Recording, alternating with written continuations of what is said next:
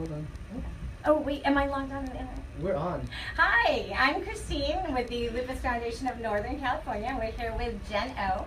She is a certified nutritionist. We're also here with Spandon. Spandon's going to be helping us with your questions, with the live questions.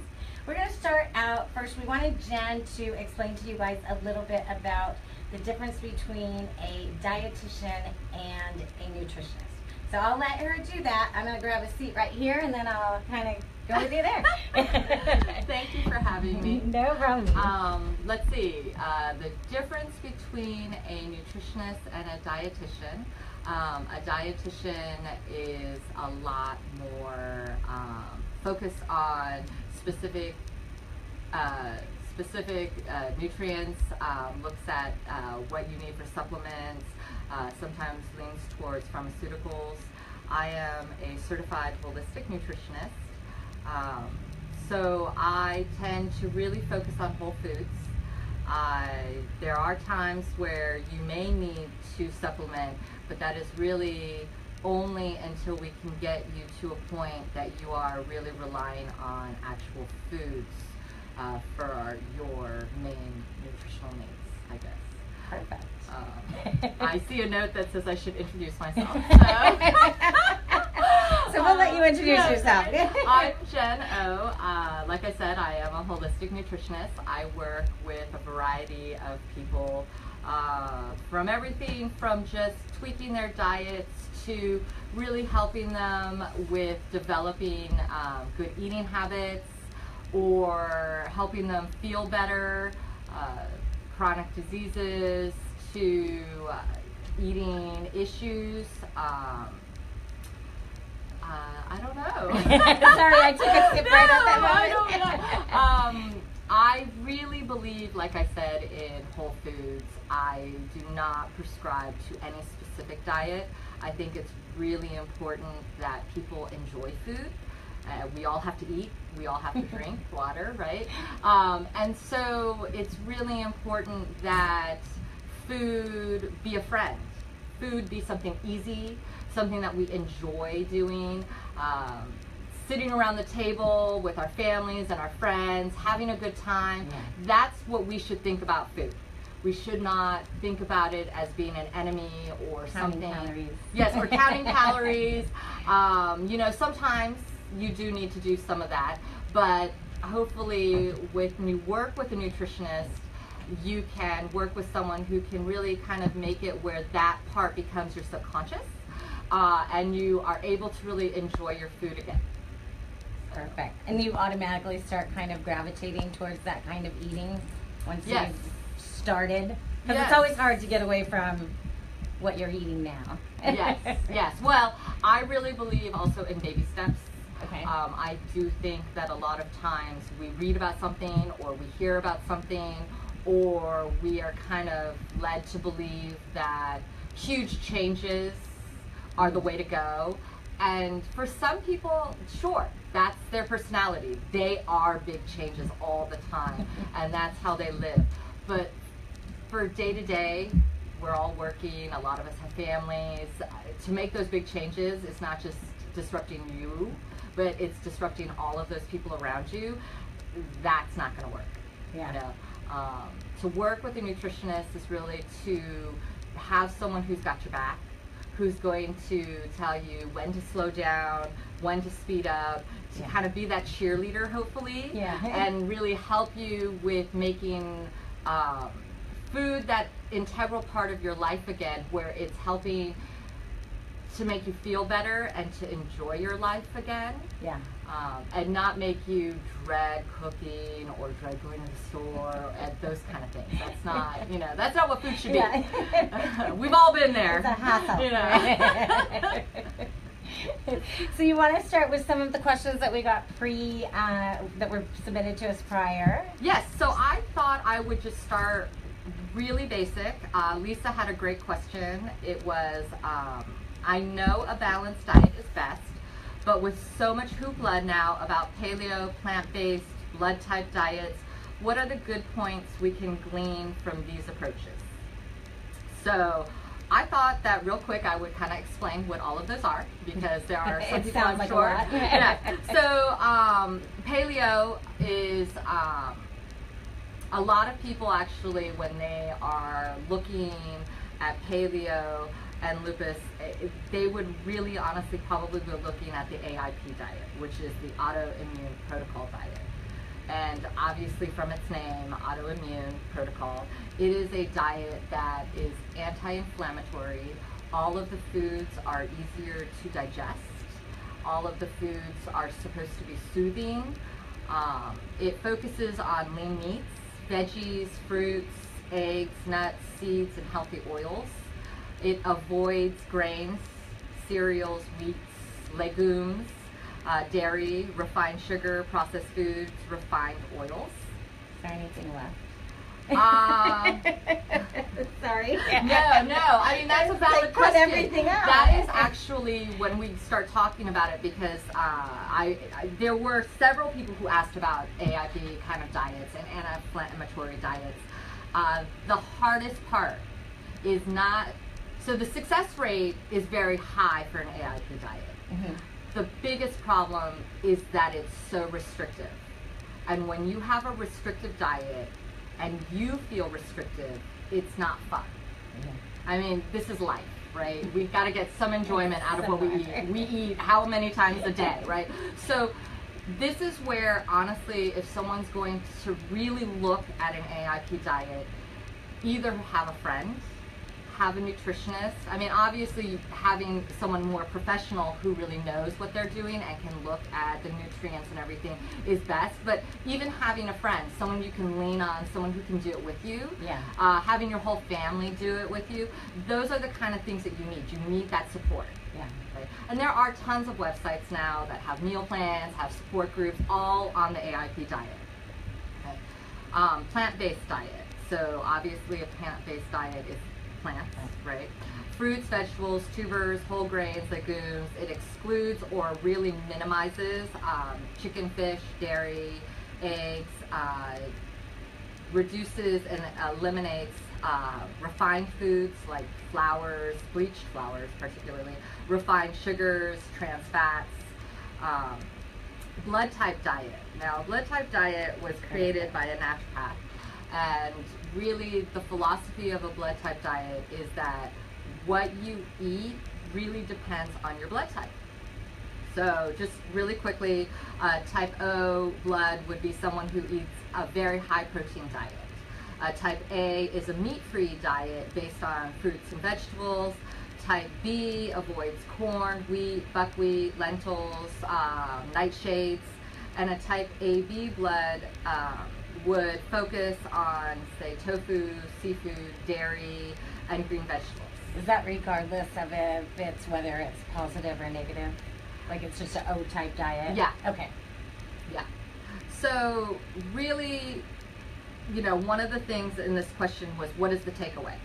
From all of these diets, the biggest thing is that they are low in processed foods.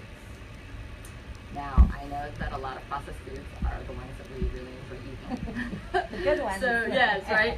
So it is a transition for a lot of people, but processed foods are really bad for people with lupus. It's true. You know, a lot of toxins, environmental, food, they can really wear down our bodies, and processed food is right up there with the toxins. Sorry. All of them believe in really high quality ingredients, preferably organic, preferably grass-fed, pastured. You know, I can really go on into that and explain it. There are a lot of studies now that really show that organic, grass-fed, pastured, all of these actually do have higher nutrient counts than the run-of-the-mill Foster Farms chicken. Yes. Well, we're not naming names. Oh, sorry. I didn't mean that. Right. All of these diets really do also have that second component of reducing stress, drinking a lot of water. All of them recommend exercise, at least moderate. It's a lifestyle. These are, you know, what I think a lot of people have a hard time with is that these type of diets are lifestyle diets. This is not you just changing what you eat. This is you changing how you're going to live. And that can be really hard. But if you do it in baby steps and just cut out certain boxed foods now, and every week maybe cut out one more, over a few months, you can look back and see how much you've actually changed your diet. You know, that is kind of what these diets are looking at. Yeah. And that's the takeaway, you know, because she was asking, Lisa was asking what the takeaway was. I do have kind of a very simplified eating chart. It's not a pyramid. Life is a circle, right? So food is kind of the same way. And when I went to school, I went to Bowman College, and they kind of advocated what they called eating for health.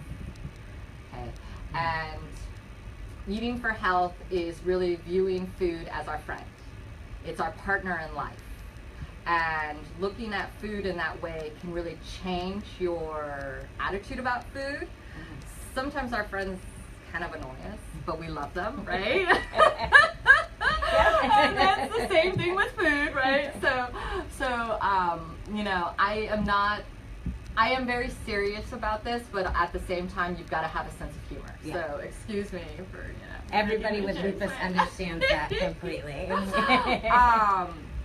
Really, the bottom line is that it's a give or take.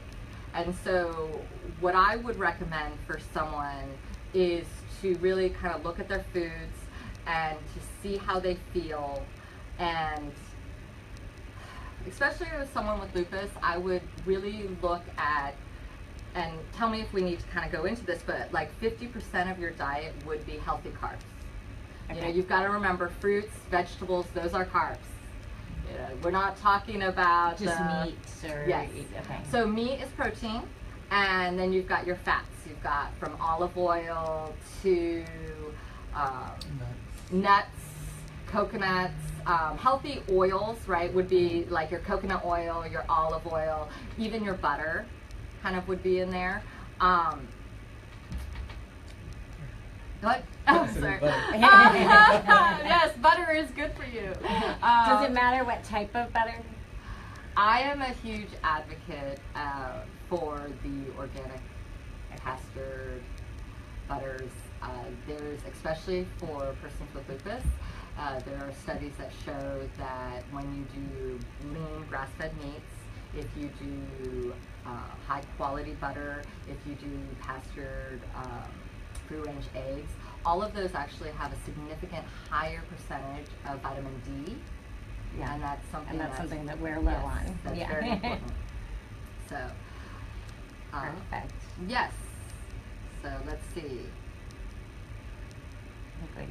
Okay, so then I kind of am going to jump into this question because it follows along that last question. I have struggled with rheumatoid arthritis for many years and have recently been diagnosed with lupus as well. Is there a special diet I should follow? And this is a question that Noelle had. So, yes and no. Honestly, I could, you know, if you really start reading everything, there is no specific diet that is the quote-unquote lupus diet. But there, like I said, are takeaways. So, if you are really going to try a special diet, the autoimmune protocol diet is really the way to go. But, like I said, it can be difficult. So that is something where you really need to think about it. I will tell you that studies really show that it is significant and can help people. But everybody is different, and everybody processes and digests food differently. Everybody has different nutrient needs. And this is where I think it becomes really difficult for people because not one diet, not one food will work the same way for everybody. And so this is why there is no special diet. But The autoimmune protocol diet really removes a lot of the foods that are the gut irritants. It will remove grains. It will remove legumes, which are your peanuts, your beans, dairy, even raw and fermented dairy, actually, like your kefir, right? Or yogurt. Yogurt, yeah. Yeah, no. Nuts and seeds, eggs, nightshades. Nightshades are particularly irritating for a lot of people with lupus, actually. What exactly are nightshades? Nightshades are tomatoes, potatoes, peppers, tomatillos, eggplant, and then there are actually some spices that are also nightshades. But those are actually the vegetables and the spices that are acidic. Okay. So if you think about that way, like, you know, yeah. I think the easiest one is tomatoes. A lot of people know that spaghetti sauces and things are acidic, right? But those can be very irritating on the stomach. Okay. So you're looking at a more alkaline-based diet, which is not bland. A lot of people think, oh, this is going to be really bland, right? But I can name a lot of foods, hopefully, that you enjoy, berries. A lot of your fruits still are available. A lot of your leafy greens. There is still a lot. If you work with a nutritionist, they can actually kind of find out what you enjoy eating and then help you find the foods that work in those categories so that you can enjoy your food again. So it's best to seek help from a nutritionist when you want to find out, or when you... Yeah, I mean, if you... Like, when would be the time that you would suggest someone seek a nutritionist or talk to a nutritionist? Just anytime they're diagnosed with anything, or... No, I think, for me, I see a lot of patients when their relationship with food hits a brick wall. Okay. You know, and that's not necessary, or they know they want to improve, but they don't have the support on their own, and they don't know how to do that. You know, like I said, we all know we have to eat, right? And we all know that we want to enjoy our food, but how to get back to that point of enjoying our food and having our food respond well in our bodies. Yeah. You know, there's a time where we can't handle this tummy aches anymore. The flatulation, the groggy feeling that foods that aren't really working with us can make us feel. And that's where a lot of times you know, a lot of people will also go through the internet, they'll go through books, and they'll try things, and then they know whatever they're trying works for all these people. Why isn't it working for me? Yeah. A lot of time that's when someone will come see me. Okay. Perfect. So real quick, back to the AIP diet. The other big thing, again, is really the processed foods, the no alcohol. There is something that's called FODMAPs, which is taking the really simple carbs and eliminating those from our diet, because those actually can be really hard to digest. So there are a lot of websites. If someone wants to just kind of search this and figure it out and see if they could do it, there are a lot of websites out there. And there are a lot of websites that have like 30-day meal plans. Some of them are free. Yeah. And you can kind of see if this is something that you really think you can do. This is for the person who really is ready to make a huge change. Yeah. So. Rock bottom. Yeah, kind of. But again, it really works if you have that support. And there are groups online that you can join to get the support for an AIP diet. So the next question is from Patricia, and it's, are there any benefits to a dairy-free or gluten-free diet with lupus or other, this is Nikaya. I kind of lumped two questions together because they work together, okay? Oh, go ahead. So, are there any benefits to a dairy-free or a gluten-free diet with lupus or other autoimmune diseases? And that was Nikaya's question. And then Patricia's question was, I have been reading some studies out of Harvard of the benefit of a gluten-free diet to help autoimmune diseases. Curious to know your thoughts. So Patricia hit it on the nail. Actually, there are several studies recently that came out in the last 3-4 years, really showing that elimination of dairy and gluten has significant effects in improving autoimmune diseases in general. The whole thing is dairy and gluten increases intestinal permeability. So what that really means is that it's harder to digest. It actually opens kind of, so our intestines, you know, we absorb all of our nutrients through our intestines, and when it's kind of too permeable, like, you know, think of a sponge, it gets too wet, right? You just lose the nutrients. That's really leaky gut. Yeah. So that's what leaky gut syndrome really is. And it can cause gut inflammation, it can reduce the absorption of nutrients, it can make you feel sluggish. That's where you really start developing a bad relationship with the bathroom, you know. And so dairy and gluten are the two biggest kind of food, I don't want to say groups, but if you're going to lump things, right, those are the two biggest ones that a lot of people, if they can eliminate, will see like improvement in how they feel. The biggest thing is that both gluten and casein, lactose, right? Because some people are allergic to the casein and some are to the lactose. They are in a lot of products now, and not just food. You know, you're talking from shampoo to cereals. Yes, things that you really didn't know. That's why sometimes you go to the store and you're laughing because it says gluten-free, and yeah, I would hope that that would be gluten-free, right? But actually, it's because they take the molecular compound and they have now put them in other things. So it is really important to read all your packaging, all your products, everything from your soaps to your toothpaste to, I mean, all of it, because you're thinking you're eliminating these, and unfortunately you're not, because they're in other products. Yeah. So that actually is so it's where, kind of backfiring on yes. here. And what some people don't realize is that the wheat that we are actually eating now is not the same as what it was 50 years ago, even 20 years ago. Yeah. There's a lot of GMOs out there. There's a lot of extra pesticides that are being used.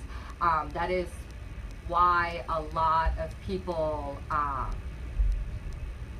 that's why a lot of people, I kind of lost track. Oh, it's okay. I'm trying not to read what you're saying. Sorry.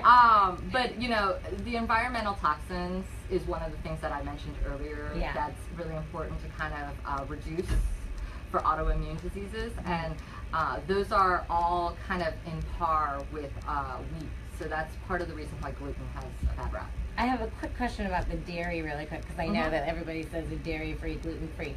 A lot of people with lupus have problems with their bones and osteoporosis. Yes, and osteopenia. which is actually a question.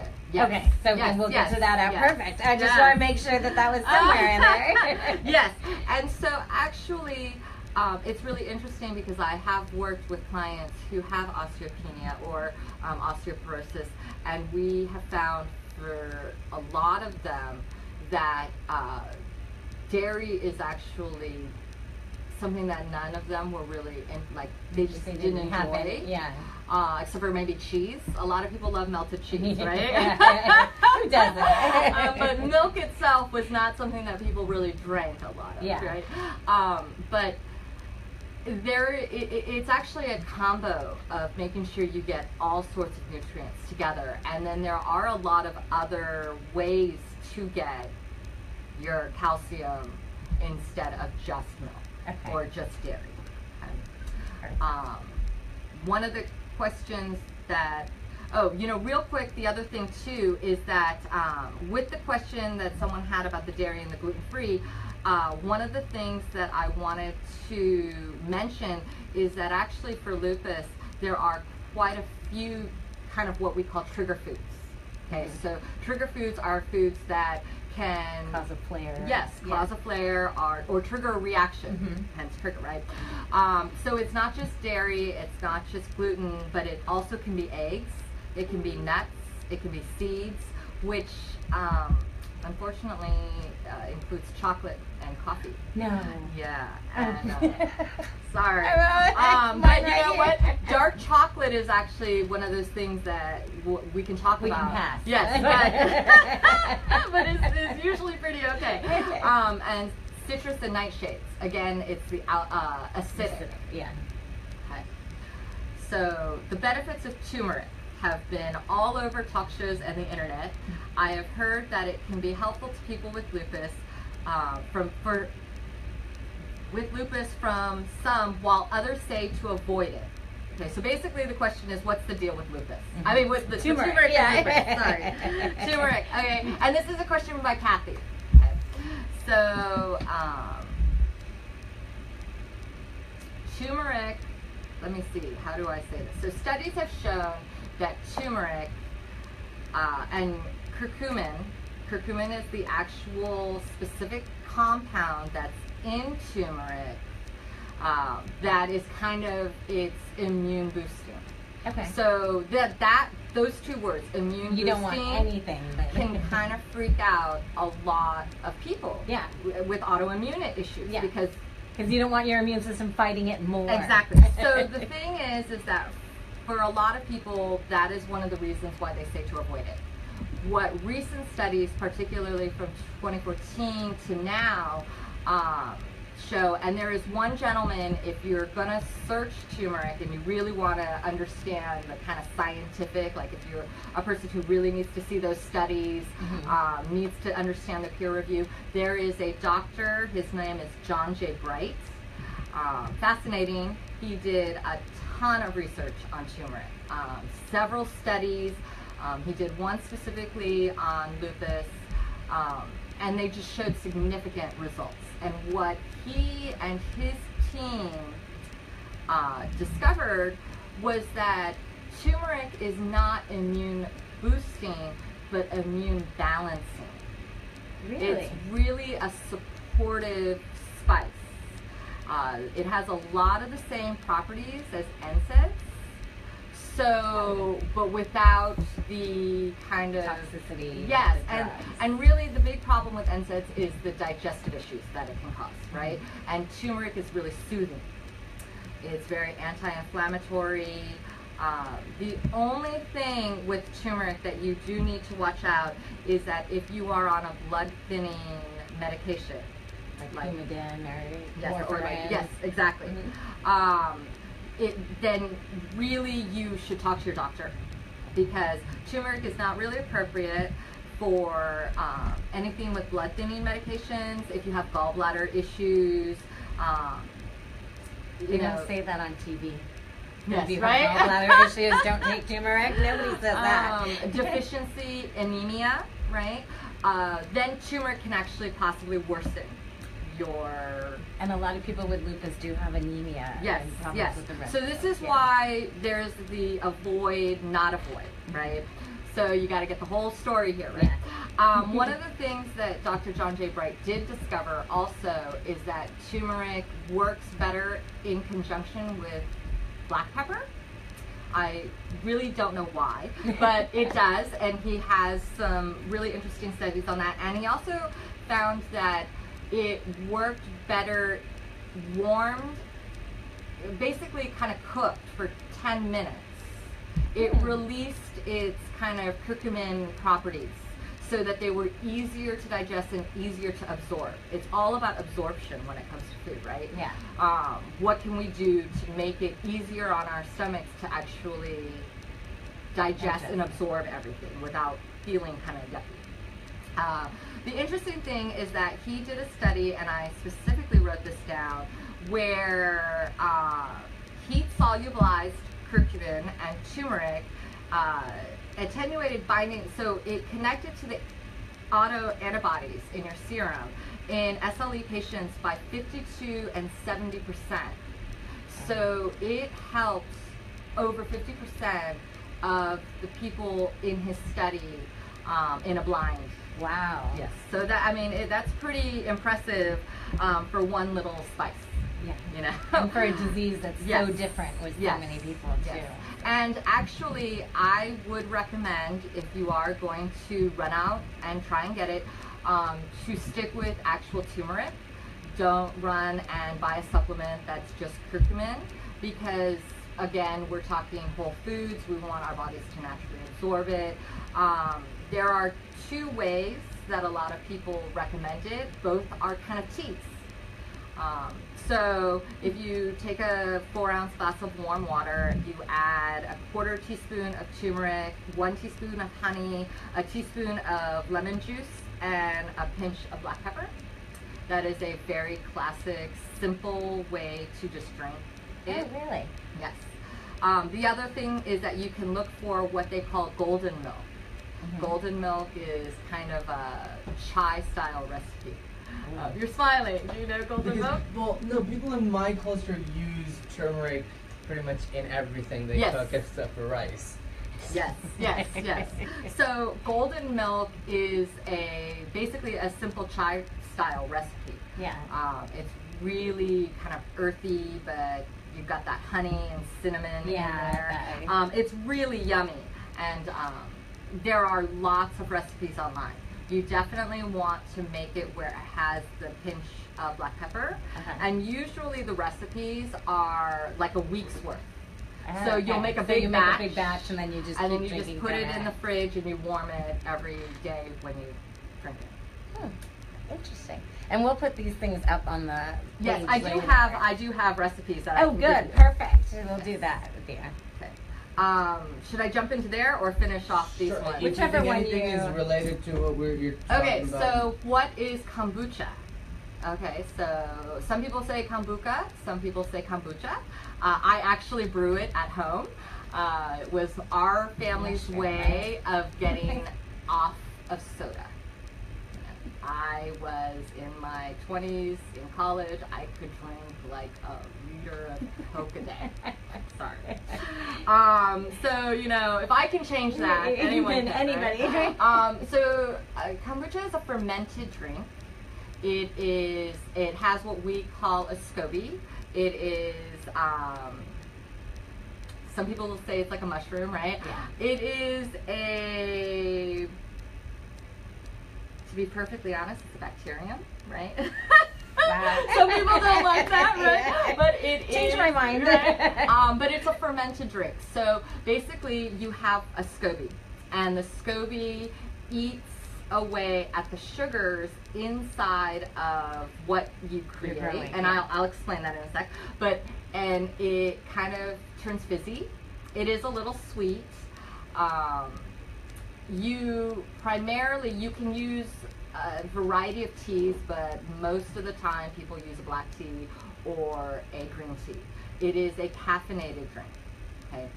But a lot of people, I mean, there are groups out there, especially on Facebook. I am part of a few of the crazy fermenters out there. I do enjoy fermenting. And they, like, you know, they're really crazy about it. My family's a lot more simpler. We tend to use a black tea and sugar and a lot of water, and you just let it kind of sit there on your counter looking kind of alienish for a week or two, and then you decant it into bottles and you put it in your fridge. Now a lot of people will add fruit to it and make it really, I mean, there are all sorts of recipes out there. Yeah. It, to some people, is an acquired taste. It does taste a little vinegary. Yeah, I've thought it's vinegary. Yeah, it is something that a lot of people really enjoy because it is got, now, so a lot of people think it's a probiotic. It is actually technically not a probiotic. You know, this is where, again, if you really want to know, there are groups that really can spell it out. It has, somehow it has different chemical breakdown, but it does still boost your digestive system. Okay. So it is a healthy drink for you. I've let my kids drink it from a very young age. Yeah. And maybe that's why my daughter really loves it. She's 7. The one thing though is that kombucha can, over time, will develop a small percentage of alcohol. Okay. So for some people, that's a big no-no. For the kids? Well, you know, I don't think that in our house it's ever kind of stuck around long enough that it would really be alcoholic. But yeah. Some people enjoy it that way. Right? Let it sit longer, right? Let's see. Okay, so would you recommend one specific type of fruit versus another? Wow, that gets really specific on a person. So the reason I say that is because some people can tolerate sugar more than others, especially during a flare-up. Yeah. Right? Part of the reason we love fruit is because the fructose, the sugar that is in it, right? If you really can, you know, enjoy fruit, it doesn't bother your stomach, it's not going to cause you flare-ups, really consider eating the antioxidant fruits, which are your berries. Blueberries are big. Yeah, blueberries are a huge one, even strawberries, cherries, blackberries, raspberries. If it's got berries in the name, it's good for you. Vitamin C is also really important, so if you can handle the acidity of citrus, that is really, really important. Vitamin C is one of those things that actually, if you start really looking at some of the literature in food and alternatives for lupus, there's a lot of people who believe in supplementing with high doses of vitamin C. Okay. That becomes an if-or, because again, you're talking acidity. Yeah.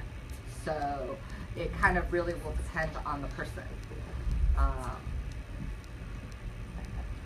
So how do you know if something is a trigger food for you? Because of what we're talking about right now, I think that's really kind of an important question.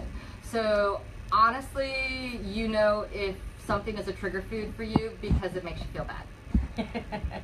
So you just gotta the problem is that 9 out of 10 of us don't really think about food enough that we can't name everything we ate yesterday. And that's where you don't know what your trigger foods are. So I am going to be repeating this a few times because of the questions that we've gotten, but food journals. Food journals are huge, especially when you're trying to figure out what makes your body feel good and what makes your body not feel good. Now, a lot of people feel that food journals are a pain.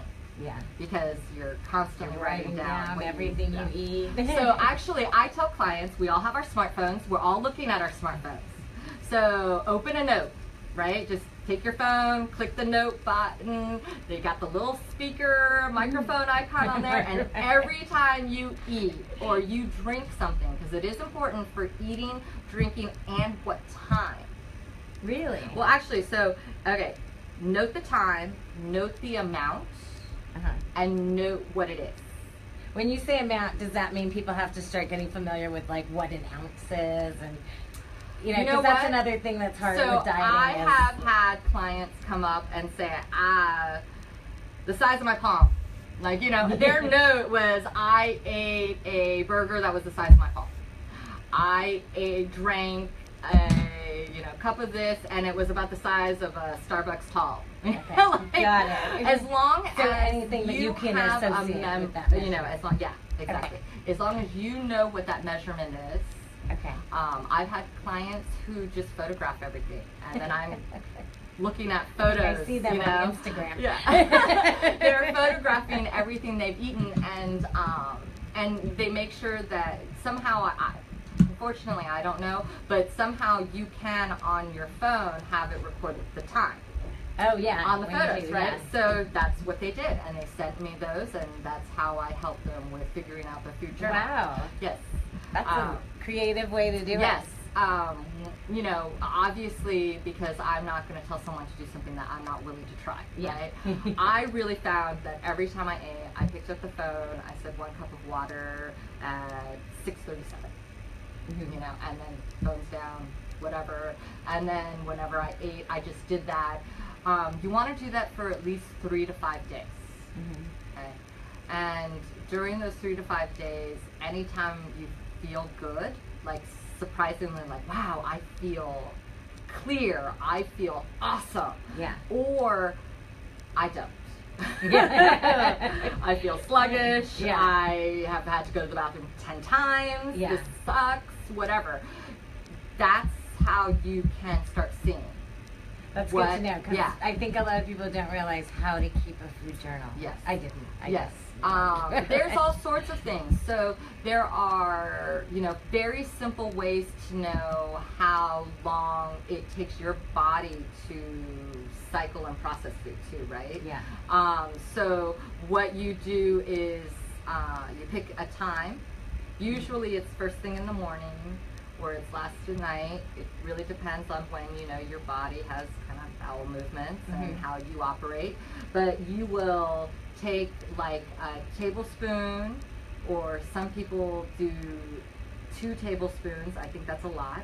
And you can even search this online, right? And it's you basically take that in a very small amount of water.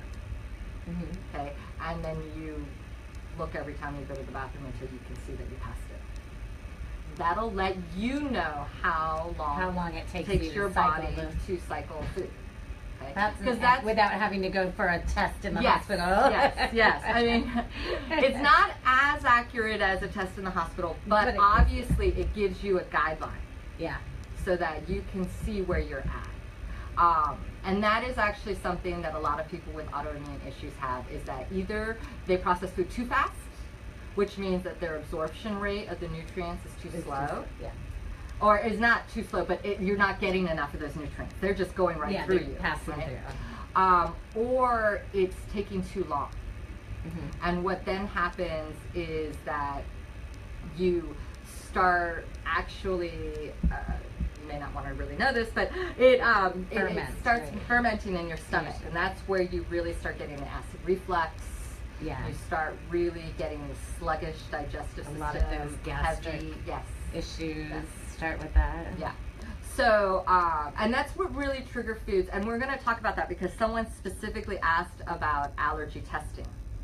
So I was going to kind of talk about, what that entails and some of the options that there are. Yeah. So real quick, I'm going to go back to one of the previous questions, and then we'll kind of jump back and forth. Sure. And you just tell me when you want me to stop or whatever. I know. Are you keeping track of time? For those of us, so this is a specific medication question from Mary Kate. For those of us taking daily warfarin, is that how I pronounce it? Warfarin. Okay, for antiphospholipid syndrome, is a vegetarian diet possible, and how do you control the vitamin K intake? So I will tell you honestly, any diet is possible for any person if they're willing to work for it. Okay. Right.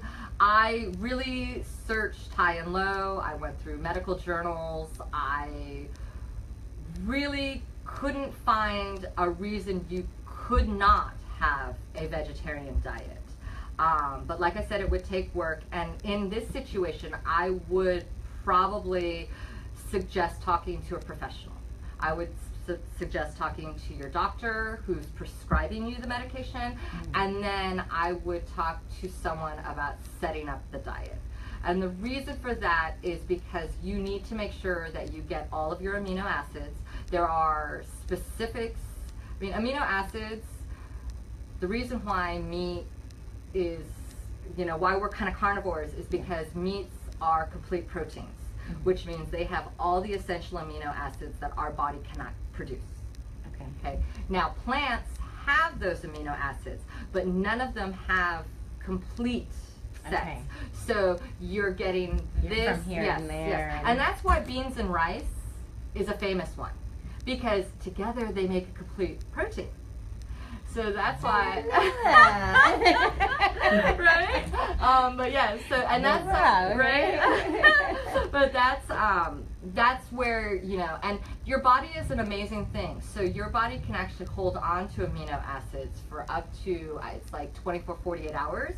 So we're not talking every meal, oh, this has to be the complete, right? But during your day, during 2 days, you have to have all of it. Otherwise, you're not going to get the nutrients you need. And when you're taking these kind of medications, you need to really make sure that you are getting all the nutrients because of the absorption. Okay. So then the second part of the question was the vitamin K. And this is something for anyone, I think, who's kind of on a blood thinner or... a lot of people have clotting issues. Exactly. So exactly. It's a big... So let's start off with the adequate intake. So the adequate intake level of vitamin K for an adult male is 120 micrograms, okay? And an adult woman is 90, okay? You can still eat foods with vitamin K if you enjoy it. You're just not gonna wanna binge on them. Okay. You know? So in moderation. And let's be honest, I don't see a lot of people saying, oh man, I binged on those dark green veggies.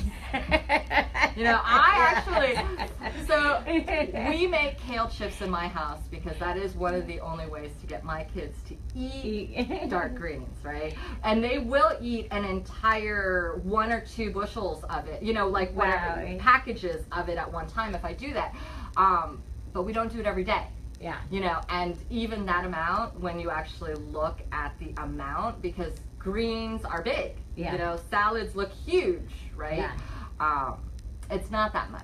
So the things that you want to just think about and not eat in huge consumption would be things like kale, spinach, Brussels sprouts, parsley, your greens, collard greens, mustard greens. The big one for some people would be green tea. You want to not drink a ton of green tea. Okay? But again, you know, we're not talking that you're not allowed to have these things. It's just, let's take a look at how much we're having. And then again, this could be where your food journal really comes into play. You know, because your food journal is going to also help remind you what foods you love. Yeah. Like, let's look at it positive, right? I felt good and I like that. Yes, yes. So let's kind of revolve meals around that. Yeah. You know,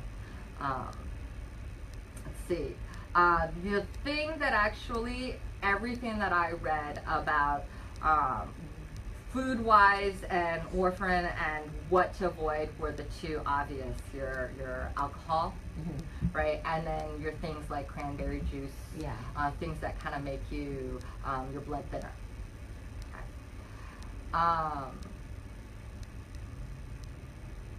So I have that question coming up.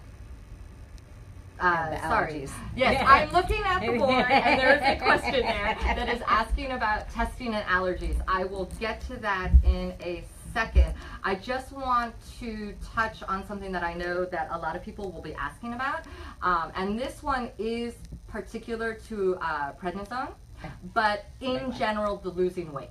Yes, that's a big one. Yes, so there's the 2, right? It's a balance. So there are a group of people who can keep losing weight, and that is really bad. And then there's the group that, unfortunately, because of the medications, they're gaining weight. And a lot of it is water retention, right? So let's talk about the fluid retention first, because that is where I think a lot of people see it first. Lowering your sodium is going to be huge, to no more than 2,000 milligrams a day. So can you tell me what, like, an example of something for 2,000 milligrams? Like, what would equivalent 2,000 milligrams of salt? Actually, probably more than what I would really just to kind of get a visual when people are thinking about it. Wow. So I am going to burst some bubbles and tell you that you really just should not add additional salt to your food. Okay. Sorry. If you go to a restaurant and you're concerned about your sodium, ask them to put the sauces on the side. Okay. Right? One of the tricks so that you can still enjoy sauces or whatever is to dip your fork in it and then cut your piece, because then it's on the top, right? And so it has enough of a coating that for your tongue, you really taste it still, but it's not saturated in that dressing or sauce, that's a good idea. Right? And yeah, if you go to a restaurant, I would mention to the waiter, the wait staff that, please ask them not to add any additional salt. Unfortunately, foods just naturally do have sodium in it. So one of the other things too is it's all a balance, right? Everything with food is a balance. So if you're gonna have salt, you also want to increase your potassium. Okay. So if you want to look it up, it's called the sodium potassium pump. So basically what happens with our cells is that you got to get the sodium out and potassium in, otherwise it kind of swells, right? Yes. So that's where your water retention comes from. And that was really simplistic. If you are a science person, you are shaking your head at me like, ah. But that's really the simple thing. So sodium and potassium work together to help us expel the excess sodium in our body. Okay. Yeah. So if you love salt, you're going to really want to up your potassium.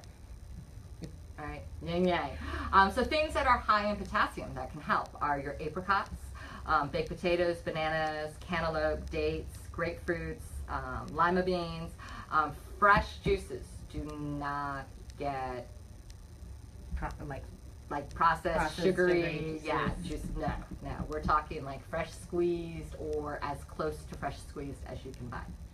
Okay. So, if you're saying don't add salt to your food when you're preparing it, salt is one of the things that gives food taste, right? How else? Yes. So I'm going to talk about that. So there are other things that we can kind of add to our foods to give them taste. So let's see, you're making me jump ahead. It's like Mrs. Dash and those kinds of things. No, actually I am thinking more of, sorry, we're all making you jump all over the place. So like pepper, right? Pepper, lemon, especially like if you have fish, a lot of people love to squeeze lemon on it. Think about your other spices that you might use. Some people, again, it's a give or take. Some people really shouldn't use a lot of chili, but a chili would be good. We talked about turmeric. Use turmeric and everything. But actually, somewhere on here, I've got a list, and when I find it, I will tell you. We can get to it. You're putting me on the spot here. I've heard sweet potatoes. Sweet potatoes are, okay, so sweet potatoes somehow are not, they're not in that nightshade trigger family. Uh-huh. So sweet potatoes are much better for you than white potatoes. Okay. So some people will have white potatoes as a trigger food because it's a nightshade. Ah. But for some reason, can do sweet potatoes. Yeah. Because I've read, there's a book, The Prednisone Diet. Yes. And it recommends when you're trying to lose weight to do sweet potatoes. And even when we're talking about the refined sugar and getting rid of the refined sugar, you've still got maple syrup, you've got honey. There are actually other sugars, coconut sugar. Coconut sugar does still have a high glycemic level, but for some reason in your body, it doesn't create the spike as significantly as a regular. Yes, as regular sugar. So, my son particularly insists that I make all his birthday cakes, and I realized some point around 5 or 6, wow, you put coconut sugar, you don't have all these kids going crazy at the end of that party. She needs to make our desserts here. I do love to bake. So prednisone also will increase your appetite and hunger. Okay. And this is something for anyone who is on a medication that is making their appetite increase, or, honestly, these are tips that you could take for if you lose your appetite as well. Okay, but you're going to want to eat smaller, frequent meals, and you really are going to want to really watch that nutritional value. Yeah. Okay, and in a case like where you have an increase of appetite and hunger, you're going to want it to have some good protein in every single small meal. Okay. So if you're going to do a snack that has like trail mix with nuts and granola, or or nuts and raisins, and yes, you can throw a couple of chocolate chips in there. Yeah. We want you to make it a feel little good, fun, right? Yeah. High protein, low carb diet kind of goes with that. Now, with that, a lot of people, when you're reading things, are talking about your calorie count. Right, because you are so hungry. Yeah. You starving. Yes. You can. It's a non. Yes. So this is where also, the food journal can come into play, because this is how you're going to see what you ate for the day. Okay? Yeah, 12 peanut butter and jelly sandwiches look bad on paper. And psychologically, it's really amazing that psychologically, when you see that, it will actually make you less hungry. Okay. I'm going to start doing that. You're going to want to change what you eat so it's less refined carbs. You're going to, when you do eat your carbs, it's going to be really fresh fruit, vegetables. Actually, I shouldn't even say fresh, because for some people with digestive issues, to cook your food is definitely going to be better. Really? Okay, yes. And we can talk about that. So cooking your food, there's going to be people who are like, but that's less nutrients, right? Because when you cook food. But the thing is that we're talking about you're processing the food. You're not digesting it anyway. Exactly. Okay. You're going to want your food to be as soothing as possible. Okay. So for some people, raw fruits and veggies, go for it. Okay. If you're a person that will eat those carrot sticks and celery, but you need to dip it in something, skip the ranch, go with hummus. Okay. Things like that. Make those ants on a log with the peanut butter over grabbing, the ranch dressing, that kind of thing. Yeah. Okay. Let's see. You're going to want to limit your saturated fats and your cholesterol, right? Now, this is something tricky, because I am going to remind everyone that 75% of your brain is fat. Okay, so there are a lot of people who are really, really pro super low fat diets, and the reality is that you're going to get fat in your foods. So make them the highest quality as you can, and a lot of high quality fats are actually really yummy.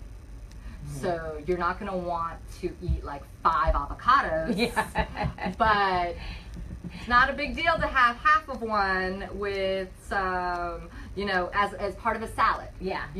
Or to have that coconut oil that you're cooking in, or butter.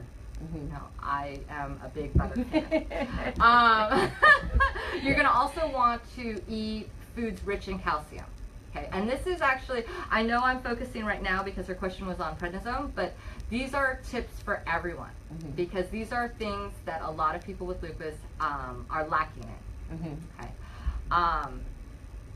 So real quick, some foods that you might want to look at that are really rich in calcium, that are dairy-free, because we talked about it earlier, right? Are oranges, shrimp, collard greens, almonds, parsley, tofu, seeds, olives, and broccoli. So one of the big things, especially for picky kid eaters, this is one of those, I don't know why that we were kind of taught this, but if you can handle tomatoes, salsa is phenomenal, because you put the parsley, you put the cilantro. These are all things that are high in vitamin C, anti-inflammatory. If you can't do the tomatoes, make it mango salsa. Make it a different type of salsa, but you can have that flavor and feel, and because you're throwing the things like parsley in there and the cilantro, you're getting good variety of nutrients. Yeah. Are you eating that with regular chips? Oh, that becomes a yes and no. You know, you can. There are some baked chips. There are corn chips. There are also a lot of veggies that taste good. That you can do. You know, with yes, that's where you start having to do that flip. Like, okay, think something else. What else would taste good with that? Okay. Let's see. So I am going to real quick kind of answer a couple of things.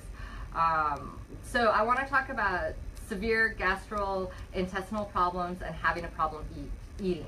Okay, so this is the flip side of I'm starving from my medication. I don't feel good because of my medication, because I'm having a flare-up, because I'm exhausted and stressed out and nauseous. Yes, and nauseous. Again, I cannot stress enough to keep a food journal. And I recommend keeping a food journal for at least 3 days when you feel great, and at least 3 days when you feel yucky. And I know it's really hard when we feel yucky, okay? But that's where you're gonna see your triggers. The other thing is to really, again, with the smaller meals, and eat more often. Smoothies, bone broths. This is where you kind of work, this is where you think about yourself. Do I like things that are warm when I feel bad, or do I like things that are cold, like ice cream kind of comfort foods? Okay. Right? If you're kind of the ice cream person, you're going to go with smoothies. Freeze them. Make them into popsicles. Take those frozen fruit and healthy veggies and blend it. Those frozen fruits are going to make it into that Jamba Juice style smoothie, right? It's going to be good. And it's dessert. Yes, but you get your nutrients. Okay, so we're trying to find easy ways for you to get your nutrients. This is where cooking your food or pureeing your food helps, because you're breaking it down so that your body can absorb it faster. Bone broths are phenomenal if you are the warm, nourishing kind of chicken soup broth. Warm right? feeling that you want. Bone broth has your protein. It has a lot of minerals. These are things that you are heavily depleted on when you don't feel good. Okay. What I suggest is when you feel good or can get in a habit of, you take those bones, you put it in a crock pot, you put it in a pressure cooker, and you freeze it, so that when you don't feel good, it's easy. It's already there. Right. Eating whole foods, fruit, veggies, lean proteins, your nuts, seeds. This is also where you really should consider reducing or eliminating the dairy and the gluten when you're feeling really tired, when you're feeling sluggish.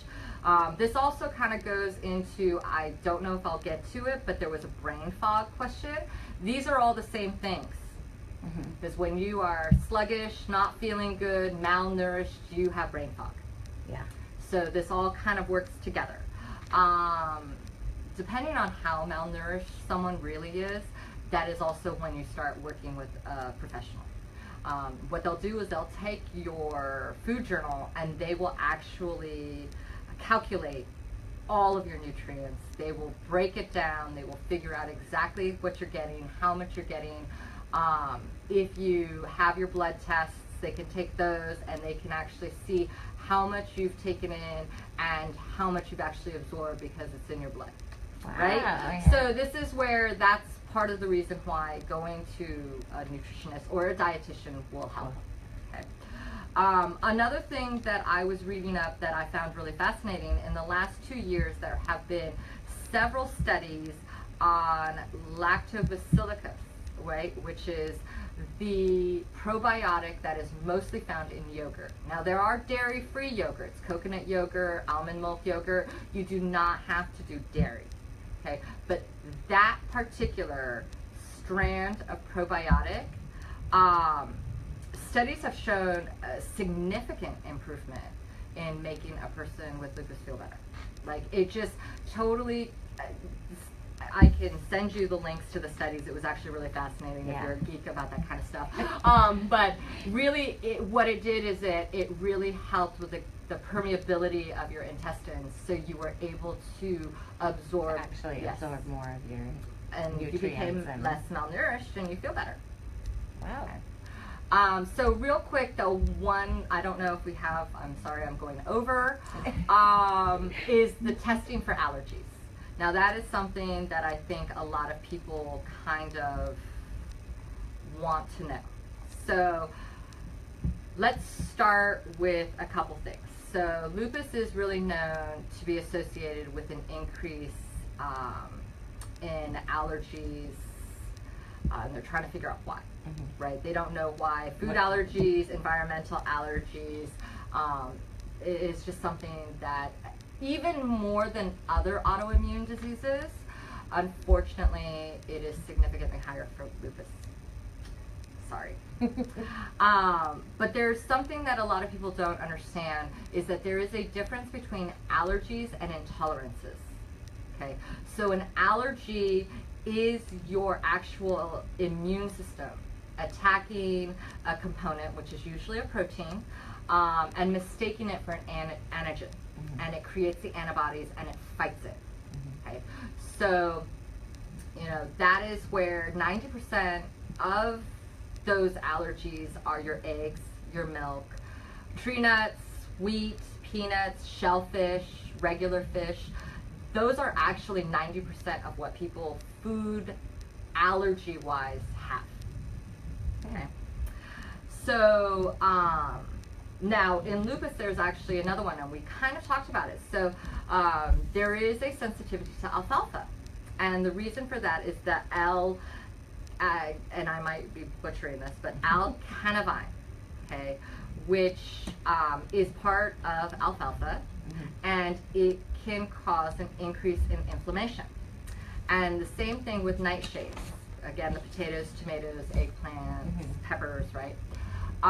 Also for people with lupus, beef.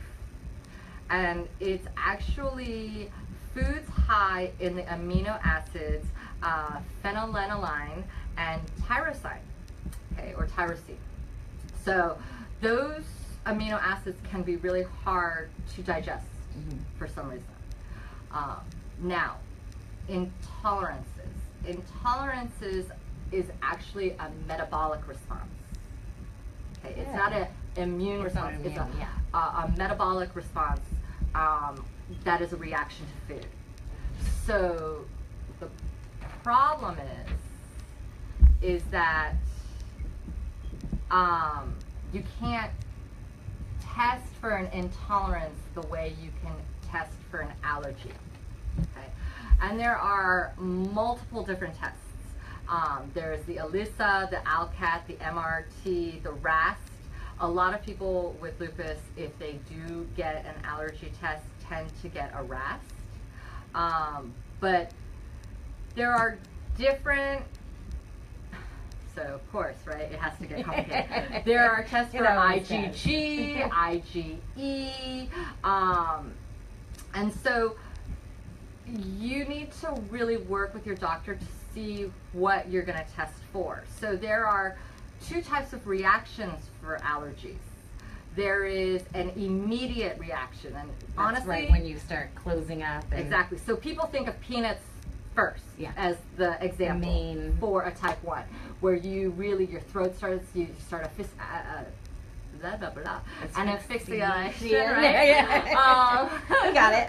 Right? And then there's the type 3, which is a very slow reaction. That's where, like maybe some itching or not or even for not some even people. Like celiac, a lot of times is a hidden allergy because you don't feel it at all for a very long time. Oh. Okay. Really, what you're feeling is sluggish, and unfortunately, you're probably attributing those brain fog, sluggish, to other symptoms of other things. So you don't realize it. So the tests are either going to be testing IgE, which is your immediate reaction, and quite honestly, a lot of times you kind of know what those are. Yeah. Right? Or your IgG. Okay, so that's where you need to talk with the doctor when you're doing the blood test to see which one. Now, there are some tests that will test both. Okay. But they are unfortunately more expensive. Yes. So it really becomes a thing. Now, obviously, those are scratch tests. Yes. That's where they literally just Scratch you out. and then they put the allergens like 10 to, you know, it really depends. They've got the grid, 10 to 30 minutes. They're seeing what your reaction is. Honestly, if you have lupus and you really want to know what you've got, I would go for one of the blood tests, because the scratch tests are great if you have a good test taker, like or provider, right? There's all sort of different components. What is the actual compound that they're using when they test you? Is it chemical? Is it the real thing? Is it what, you know, like a chemical fish product exactly. or a real fish? Or... So they talk about the appropriate extracts, is what they say, right? Or the testing techniques, the interpretation of the results. Yeah. Right? Your body may just be slightly red, but in reality, it could be really building up, and like an hour after you leave that office, you could be blowing up, right? So those kind of things. And then actually with the scratch test, one of the biggest concerns is some of the medications you might be taking, because you may have something that is suppressing like an antihistamine. Oh. So then your test isn't going to come out as accurate. Okay. So a lot of people actually have more intolerances than allergies. Okay. And that's where there's really quick, I'm going to talk about pulse tests. So if you think you might have something where you're really having a significant reaction, but you don't necessarily want to go and get testing, you can do a pulse test. So a pulse test would be for the type 1 allergy, where you're going to get a reaction quickly, right? So you're going to sit quietly for 10 minutes, you're going to relax. You're going to try and get your body to resting, and then you're going to take your pulse. Then you're going to eat that one specific food that you're testing, okay? You're going to wait 10, 30, so what they actually say is that right away after you eat, you should check your pulse. 10 minutes, you should check your pulse. 30 minutes, you should check your pulse. And some people say that's it. Some people say do it in an hour and keep going, right? If you have a significant increase or decrease, and that significant increase or decrease should be maybe 10, like 10 beats per minute more or less than what your resting heart rate is, then that's a possible sensitivity. That's interesting. Yes. Honestly, the easiest, lowest cost way to find out is an elimination diet. And that's slowly eliminating. So really, an elimination diet can be as crazy or as slow as you want. You can eliminate one thing. You can eliminate all of it. Like the AIP diet, it's everything. Everything, right?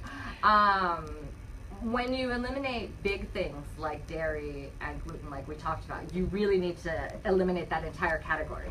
Just stopping eating cheese but having that ice cream is not going to work. Yeah. Right? But in general, an elimination diet, 2 to 4 weeks.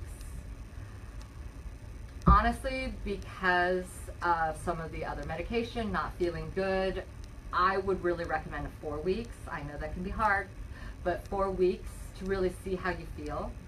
And then there is a re-entry process where if you've eliminated few things, you can, after that 4 weeks, reintroduce them. But when you reintroduce them, you should only introduce one item and give it like 2 or 3 days, and don't go crazy. Like if you eliminated dairy, don't have that entire pint of ice cream. You know, we're talking like a scoop here. You're gonna make yourself sick out of that. So you're gonna start slow. Yeah. And for some people, it's interesting because like dairy is a huge category. Some people can have really hard cheeses, like your Parmesan. Yeah. You know, and that's because the process of making the fermentation actually is eating away the lactose. right? So it has less lactose than a cheddar or a brie. And of Yeah. course, a brie, something soft, would have more. So, you know, we're talking, you can slowly add something, but when you add it, just add one and see how you feel, Okay. you know. Yeah. So, anything else I should mention, or any other questions that you really want me to answer? I don't think so. I think we're all okay. So let me, we want to say thank you. So we did get you some flowers. Oh, thank you. So I want to give you a hug too. Yes. Because I hope that was that good. was so good, and I know that everybody here and everybody out there appreciates what you have to say. Good. And Jen O, she has a website. She's based out here in Silicon Valley. Yes. So if you want to contact her, we'll put her information up on our website. Awesome. And then we're going to continue our Lupus 101 series. Next month we have a patient education class, Well, right? this month we have the paint night. Oh, and we do have a paint night yes, coming up. yes. We have a paint night coming up next week, Thursday at Mio Vicino in Santa Clara. And we're going to throw some lupus ribbons and some mixed media designs. It's going to be a lot of fun. So hopefully we'll see some of you there. Sign up today for that. There's limited spaces, so make sure you sign up.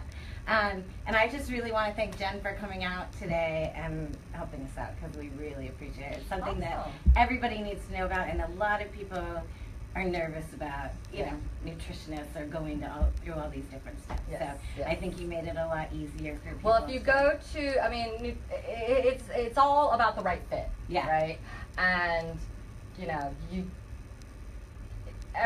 again, food should be something you enjoy, so don't go to someone who's going to make you feel bad about food. Yeah. Right?